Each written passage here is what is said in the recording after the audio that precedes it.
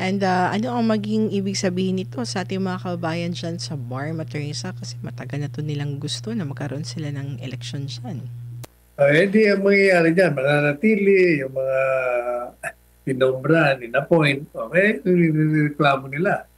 Ang kanilang mga kinatawan, hindi nanggaling sa kanilang pagpili, kundi Mm. nanggaling sa kapangyarihang pampolitika na may hawak ngayon. Pero Attorney Sa, hindi ba natatakot ang nasa executive magalit yung mga taga-BARM na feeling nila siniset aside sila ng gobyernong ito sa panawagan nila magkaroon ng halalan and yung ang dating kasi napupolitika sila at yung mga nasa kapangyarihan na gusto nilang mapalitan na-extend yung kanilang kapangyarihan Tanong mo hindi ba natatakot? na mag-alsa Ano, sila. kita mo kahit na anong galit ng tao, sige pa rin eh. Tuloy pa rin at Mhm. tuloy pa rin ang ligaya nila. Mhm. But up to what extent, Attorney Sal? Kasi yung galit na nakita natin, Attorney Sal, kumbaga, kung sa percentage, hindi ko pa nararamdaman na 100% na galit talaga, Attorney Sal.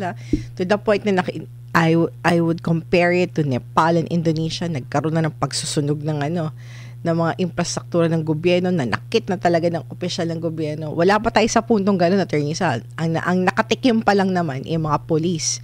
Wala pa yung mga nasa matataas na posisyon. But kung aabot tayo sa gano'n na scenario, Attorney Sal, kasi parang hindi pa sila gano'n kaseryoso or gano'n ka natatakot sa galit ng taong bayan.